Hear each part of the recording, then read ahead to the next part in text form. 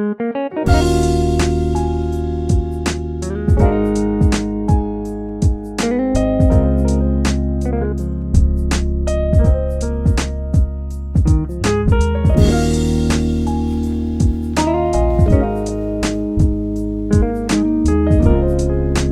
desejo de estar no palco, de atuar como atriz, como cantora, de representar, foi certamente uma das grandes fontes de conflito no casamento de Clara Angélica Porto. A jornalista nos deu um depoimento memorialístico onde revelou esses conflitos, essas inquietações que turbaram o ambiente conjugal e também nos falou das experiências vividas como jornalista depois da separação.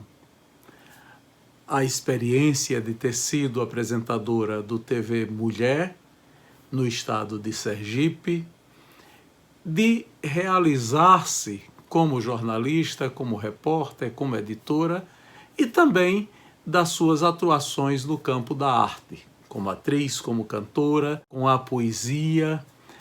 É isto que nós vamos ver neste novo vídeo de memórias da jornalista Clara Angélica Porto. Quase 3 anos. De Fortaleza, voltamos para os Estados Unidos para viver em Boston. Estávamos procurando uma casa para comprar, que a avó dele ia comprar para a gente. Aí ele arrumou uma namorada. A convivência nossa nunca mais voltou a ser a mesma, né, Jorge? A verdade é essa. E eu nunca me curei daquela dor que eu senti, foi uma dor que não foi embora. E em Fortaleza, ele era parte do nosso contrato, né, casamento, eu poder fazer teatro, eu tinha ideia para fazer cinema e tal. Aí em Fortaleza eu fiz tudo isso que estava no nosso contrato, entendeu? Olha, Sandra era uma pessoa que, por exemplo, quando a gente logo se casou, ele me proibiu de dizer às pessoas que eu era jornalista. Então ele dizia que eu era secretária, porque ele não queria que ninguém soubesse que eu era inteligente, ou que era porque ele tinha aquela competição, porque ele é bipolar, porque faz parte da loucura, não se explica não. Era 1000 convites, aí eu fiz Fala Favela com Zé Carlos Matos, que era presidente da Confenata, da Confederação Nacional do Teatro Amador, né? E era o destaque de Fala Favela. Depois eu fiz um show numa boate com Paulo Veras, que era um grande... Ganhou o prêmio Jabuti, é um livro de contos, um grande contista e um grande poeta. Aí fizemos Maus Antecedentes, que foi um show que era meu sonho fazer. E de Paulo também, devido talvez à minha ligação com a poesia, com tantos poetas na minha infância, né? Fazer um espetáculo de poesia teatralizada. Fizemos os Maus Antecedentes, além de ser teatralizada, vários poemas foram musicados. E eu e Cristina Francescucci, que mora até hoje em Fortaleza, mas era da Globo. Fizemos, né? Éramos as estrelas do show, André Holanda, o marido dela, no violão, num show acústico lá numa boate gay chamada Boate Neve. Aí os professores da Universidade Federal do Ceará, né, que eram os colegas de Sender, tudo lá na boate gay. E ainda não tinha tido a abertura, né, o cara do DOPS lá. Tinha um pouco de poesia pornô, naquela época, lembra? Tinha um pouquinho disso, o show. A gente fez na boate gay, que era uma maneira também de fazer o público ir para a boate gay. Aí, quando me disseram que ele era do DOPS, né, aí tinha uma cena assim que eu declamava um poema, né, que dizia assim: tem tatuagem no braço, meu homem preferido, mas não é marinheiro, ele é entendido. Eu sentei no colo do homem do DOPS, passei a mão assim no pescoço dele, declamei esse poema. Depois saí me rebolando toda. Aí a plateia, né, adorava, né? Poemas belíssimos, entendeu? Tinha só esse momento que a gente descia para a plateia, que a gente fazia essas gracinhas e dizia esses pequenos poemas de Leila Mícolis, né? Os poemas eram de Paulo Veras, que eram poemas bem profundos e lindos, vários musicados, e a gente cantava os poemas. Foi um show belíssimo. A gente ficou um mês em cartaz, com uma casa lotada, o mês inteiro. Quando acabou o espetáculo dos maus antecedentes, eu fui tirar o meu atestado de bons antecedentes para voltar para os Estados Unidos. Foi quando a gente voltou. Aí a gente foi morar em Boston. Aí o casamento já estava acabado, ele não engolia o sucesso que eu tive em Fortaleza. Sei lá.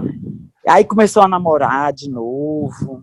Aí pronto, aí quando chegou, a gente chegou lá em 81, em Boston. Quando chegou no dia 31 de dezembro de 81, ele disse: amanhã eu vou sair de casa. E eu sabia que ele estava com uma namorada francesa, porque a outra também era francesa, Nadine, a casada com o Sandy, né, a de Portugal, que ficaram juntos, 3. E eu já estava sabendo, porque ela ficava me ligando, aí eu cantava Los Enfants de la Patrie, aí ela desligava o telefone, entendeu? Aí eu tô aqui caminhando no meu jardim, tem luzinha e tudo. Aí foi o princípio do fim mesmo. A gente estava procurando uma casa para comprar, ainda visitamos uma casa que eu fiquei louca. Bastava eu gostar da casa para ele não gostar, botar defeito, ficou aquela coisa, até que acabou. Aí quando acabou, ele saiu de casa. Aí eu fiquei sozinha com os meninos, né, no apartamento que a gente tinha alugado, que a gente não tinha ainda comprado a tal casa, que nunca comprou. Eu estou fazendo um curso de teatro em Harvard, um curso de teatro e produção teatral. No final do curso, teria uma produção. A gente ia passar por todo o processo, até o final, e a produção com exibição no teatro lá de Harvard. Participei com poesia teatralizada, que eu organizei com os poemas de Paulo Veras, diferente dos maus antecedentes. Eu fiz a seleção dos poemas, traduzi todos para o inglês e organizei um espetáculo. E uma diretora australiana, que estava no mesmo curso que eu, escolheu o meu trabalho, que se chamava Always in My Heart, que era o título de um dos Sempre no Meu Coração, né? Claro. Era o nome do espetáculo. Always, o nome do trabalho era Always in My Heart. E ela também era cenógrafa, então ela fez a direção artística e principalmente a cenografia. Então tinha hora que eu falava, era um poema do coração, aí descia um coração de papel machê do teto, entendeu? Pulsando. Aí tinha um baú, foi lindo. Tanto que o meu trabalho, e uma peça infantil da qual eu participava como atriz, foram os únicos selecionados para uma segunda apresentação numa igreja que suspendeu as atividades religiosas para uma semana de arte, né? E de mostras de teatros, de shows, né? Shows de teatro e música. Aí eu fiz essa segunda apresentação. E sempre não ia, ele nem ia, ele nem prestigiava, entendeu? Aí também a gente já estava separado, mas a mãe dele ia, o pai ia, entendeu?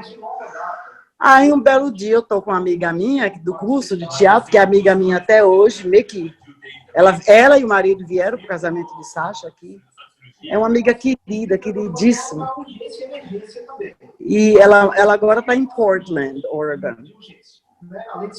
E o telefone bateu e era o dono da casa, que era um médico. Eu aqui é fulano de tal. Como vai, doutor fulano? Tal. Aí ele disse, eu queria saber, você sabia que você vai ter que sair até o dia 1º desse apartamento? Eu disse, como? Ele disse, acabou o contrato e seu marido não renovou. Eu disse, eu não estou sabendo. Ele disse, eu imaginava isso, porque como ele saiu de casa,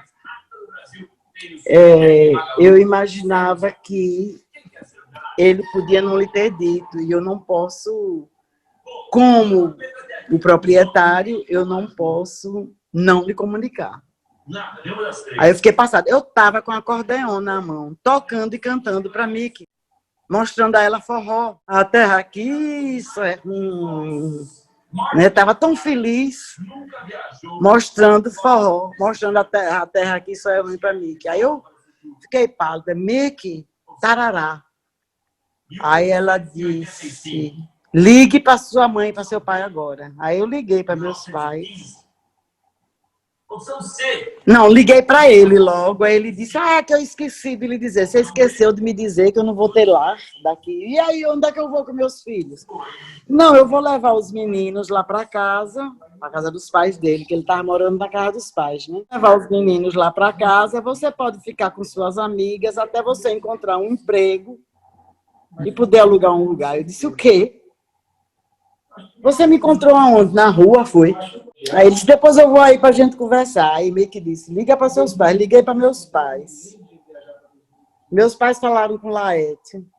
Laete deu todas as dicas. 2 dias depois, eu estava dentro de um carro, escondida, sem ninguém saber, com meus 2 filhos e 2 malas. Minha amiga me levou para Nova York. Eu cheguei na Varig, que meus pais tinham mandado as passagens para mim e para os meninos. Sandy não sabia de nada, né?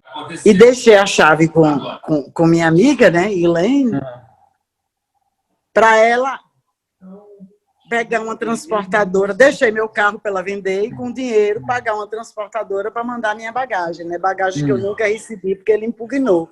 Eu perdi e ele perdeu, né? Porque depois se perdeu. Ficou lá no Porto de Santos. Devem ter feito uma farra, os despachantes todos, claro, com o que tinha dentro. Inclusive, minha sanfona, bicicletas dos meninos. Foi uma experiência muito dolorosa. Aí eu cheguei na Varig, quando eu cheguei... Você acredita em milagres? Porque eu tenho milagres que aconteceram na minha vida. Quando eu cheguei na Varig, a gente levou muito tempo no escritório da Varig de Nova York. Mickey ia vender meu carro, pagar a bagagem e me mandar o dinheiro, né? Por um portador. Não era como agora, não tinha Western Union. Aí, quando eu cheguei lá, o cara disse, acabei de vender sua passagem, você está meia hora atrasada. Eu comecei a chorar. Eu disse, é caso de vida e morte, eu tenho que chegar no Brasil amanhã com essas crianças. Tinha um senhor, assim, com 2 crianças. Eu olhei, eu pensei assim, foi esse homem que comprou. Eu digo, mas o senhor já vendeu mesmo? Aí ele disse, vendi. E ele, muito ocupado, procurando, e com a mão, ele botava a mão na cabeça, assim, literalmente, procurando. Aí eu pensei, ele não consumou a venda dessa passagem porque ele está procurando. Porque tinha que achar a minha passagem original. E ele não estava achando, ele tinha vendido na palavra, não na ação. Está entendendo? Aí eu comecei a rezar, meu Deus, meu Deus. Eu estou à sua disposição. Se você fizer acontecer, que aconteça. Se não for para a felicidade dos meus filhos, que não aconteça. E me entreguei assim, né? Aí, daqui a pouco, eu disse assim, veio uma coisa na minha cabeça. Eu disse, moço, procure ali, naqueles papéis que estão ali embaixo do telefone, era aqueles telefones de mesa, né? Grande, né? Isso era 31 de julho de 1982. Procure ali. Ele disse, eu já procurei ali 10 vezes.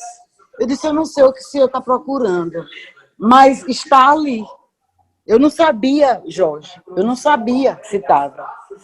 Aí ele, a contragosto, pegou os papéis, tirou com raiva, assim, debaixo do telefone. Quando ele tirou com raiva debaixo do telefone, teve um papel, assim, que povoou e aterrissou no outro lado da mesa, sabe? Quando ele foi ver a passagem. Aí eu disse, essa é a passagem, não é, moço? Não é a minha passagem. Ele olhou para mim. Como era que ele ia? Transferiu para o outro. Aí eu olhei para o senhor e disse, moço, desista. A minha passagem não é legal que ele transfira para o senhor. E é caso de vida ou morte, de família, eu chegar lá no Brasil amanhã com essas crianças. Não estava mentindo, né? Porque se Sandy chegasse ali, me matava, né? Aí o homem foi embora, puto, mas foi embora, né? Com os filhos dele.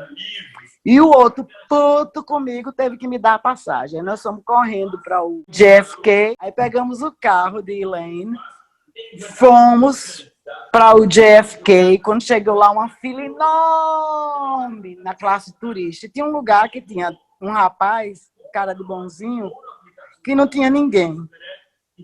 Aí eu olhei para ele e dei um risinho assim, né? E fui para o meu humilde lugar. 2 malas e as sacolas, né? Vanessa carregando o carrinho de boneca dela, com 2 bonecas. Sasha carregando a malinha de carrinho dele. Sabe como é? Não pode pagar excesso, né? Porque não tinha, eu estava fugindo, né, Jô? Aí o rapaz olhou para mim e fez assim com o dedo. Aí eu fui. Aí ele disse, você tem bagagem de mão demais. Eu disse, mas é porque eu não tenho dinheiro para pagar excesso. E essas 2 malas já são pesadas, são 3 passagens. Ele disse, não se preocupe, não. Me dê. Aí foi lá. Eu disse, eu não vou pagar excesso, não. Ele não. Foi lá dentro, pegou umas caixas. 2 caixas. Encaixou tudo que Sasha e Vanessa estavam carregando e eu estava carregando. Sacola, tudo. Encaixou tudo. Botou os rótulos. Numerou junto com minhas malas. Aí disse, eu vou tirar sua passagem aqui mesmo. Eu disse, mas minha passagem é turista. Ele, não se preocupe não, não se preocupe com nada. Relaxe. Aí tirou minha passagem e botou eu, Sasha e Vanessa em primeira classe. Antigamente, os filhos podiam estar no passaporte de um dos pais. Então, meu passaporte tinha Sasha e Vanessa. E eu fui no banheiro, dei banho de gato nos meninos. Eu tinha trazido na valise de mão roupas bonitas que minha amiga que comprou para os meninos, para eles viajarem de roupa nova e lindos. Aí vesti os meninos, meu príncipe e minha princesa. Fomos almoçar em grande estilo num restaurante legal lá no... Porque eu tinha tempo, né? Aí, pronto. Aí embarcamos, me despedi de minha amiga, que voltou sozinha para Boston. E embarcamos. E eu contei para os meninos, na viagem de Boston para Nova York de carro, eu contei para eles onde a gente estava indo. Aí Sasha, mas eu vou para o Summer Camp amanhã, minha mãe. Vovô já pagou. Digo, você vai para Atalaia, vai ver seus primos, vai andar de cavalo na fazenda, vai ver voinha, voinho, muito melhor que o Summer Camp. Aí eles se conformaram, né? E eles eram muito pegados comigo. Aí pronto, foi assim que eu cheguei no Brasil. Cheguei, estava todo mundo, mamãe, papai, a família toda, os amigos mais íntimos, Alencar, Aglaé, com os filhos, um exército de gente para apoio, né, emocional. Né? Dia 1º de agosto de 1982, eu cheguei aqui no aeroporto de Aracaju, que era o aeroporto Santa Maria, com 2 malas, meus 2 filhos, Sasha com 7, ia fazer 8 no dia 29 de agosto, Vanessa com 5, ia fazer 6 no dia 7 de outubro. 2 semanas depois, General de Genal, que tinha sumido, General de Genal, que lá atrás, e que salvava a pele de Nino toda vez que ele saía do Xangai, do Miramar, levado pela polícia. Meu pai ligou para ele, que eram amicíssimos, amigos de infância, né? Ligou para ele, minha filha está chegando nessas condições, o que você pode fazer por ela? Ele mande ela no dia seguinte, mande ela na segunda-feira falar com Antônio Manuel de Cardoso Dantas, que era o secretário de Educação. Ele sabia que, o general sabia que eu era ligada à cultura, né, à arte. Quem era o subsecretário da SUCA? Luiz Dual, que eu conheci ele como Dual quando eu era. Né?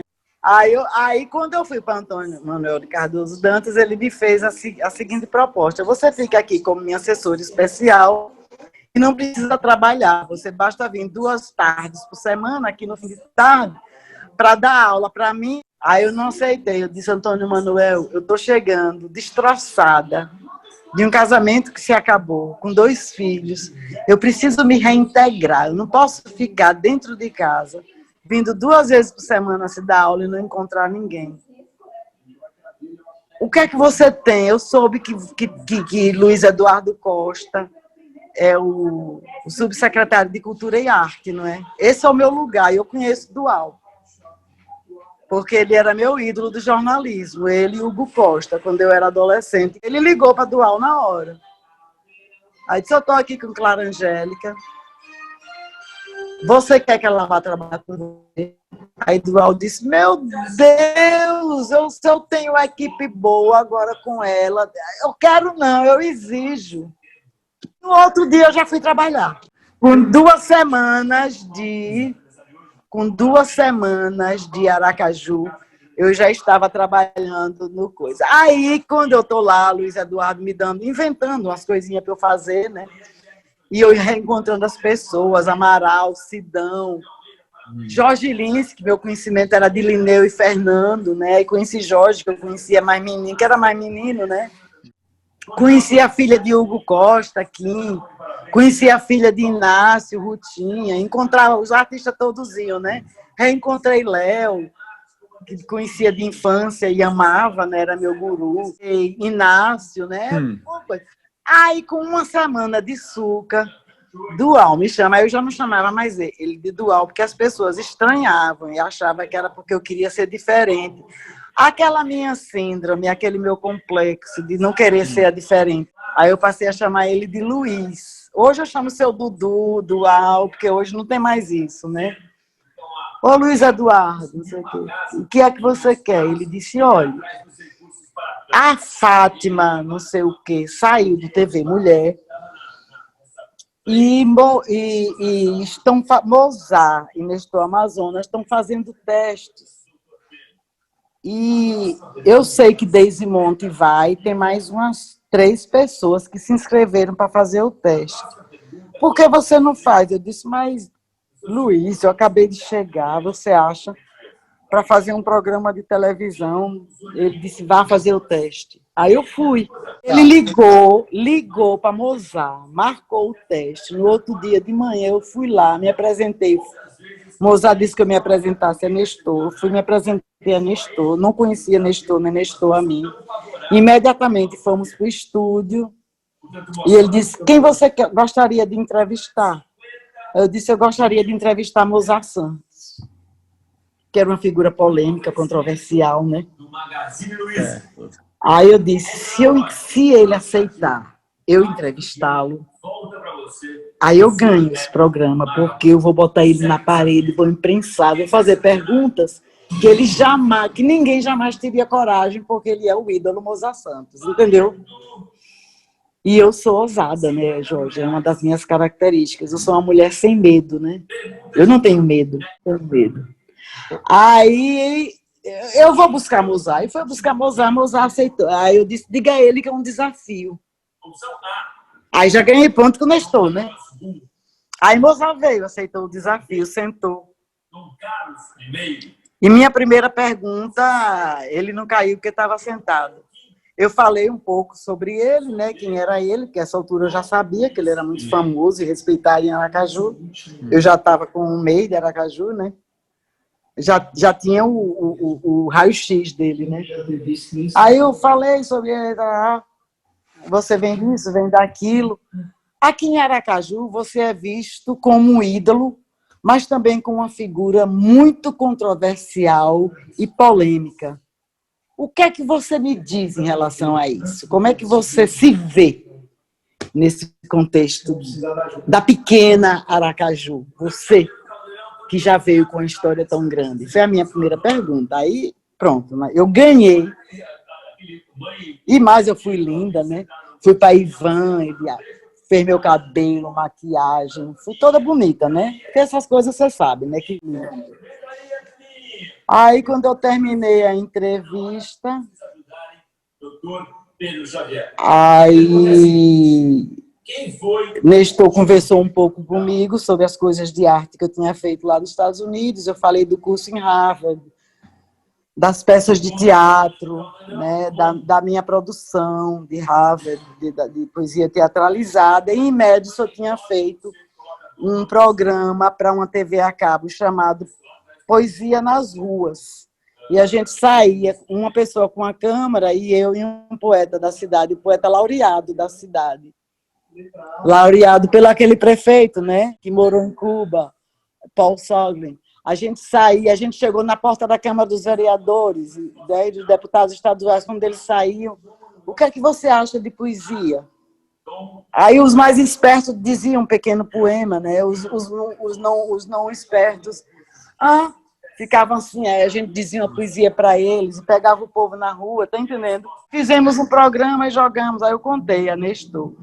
Ele disse, você tem tudo que eu preciso. Pronto, uma semana depois eu comecei a fazer TV Mulher. Aí fiquei famosa no estado inteiro. Porque TV Mulher era TV Sergipe, era estadual, né? E foi um programa que me deu muita fama, né? Então, os políticos brigavam para eu ir para o interior, para subir no palanque deles, porque eu era reconhecida.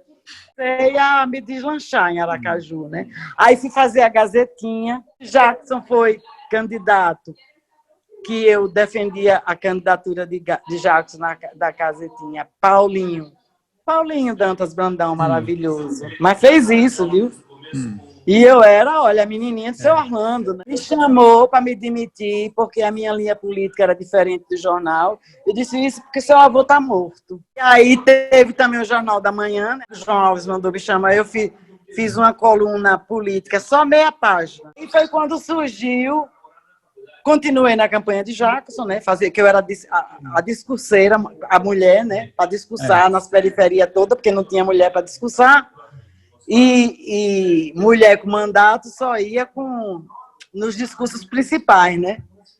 Aí era eu de mini saia fazendo os discursos de Jackson, através das portas da Açúcar, de Dual, e de ter sido a apresentadora selecionada, que fui apresentar ao lado de Teotônio Neto, e aí começou a se abrir a cidade para mim. Teve um vice-prefeito não sei se era de Monte Alegre, era do Sertão, que tinha loucura para me conhecer pessoalmente.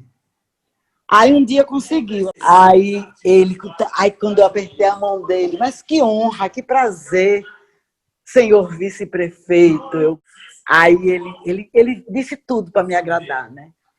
Que não perdia, que era meu fã, que não sei o quê, que a cidade dele inteira, que um dia queria ter uma festa lá e me convidar para eu ir. Eu disse, vou com maior honra e prazer e não sei o quê. Eu nem me lembro do nome dele. Ele disse, olha, eu quero lhe dizer que eu quero lhe oferecer minha proteção e guarda.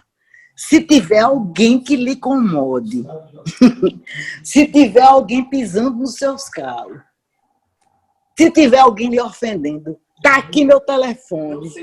A senhora me liga e eu mando um cabra apagar essa pessoa que ninguém nunca nem vai saber onde foi parar. Tem inclusive o dia que Ribeirinho me deu uma burra. Tem a história que eu ganhei uma burra do deputado Rosendo Ribeiro Filho, que encontrei a burra amarrada no poste da frente do edifício Nice, na Praia 13 de Julho. Agora, tem uma coisa que eu lhe contei, que eu ensinava inglês na Avenida Duque de Lulé, mas tem uma coisa que eu não falei. Só ensinava americano nessa escola. Aí eu cheguei lá, brasileira, né? E não era nem cidadã americana na época, coisa que eu só fui aceitar ser quando Obama pôde assinar minha cidade, meu título. Então, eu sempre tive o green card, mas nunca... Mas aí, com Obama, eu achei que era uma honra ter assinado por ele, aí fui e fiz.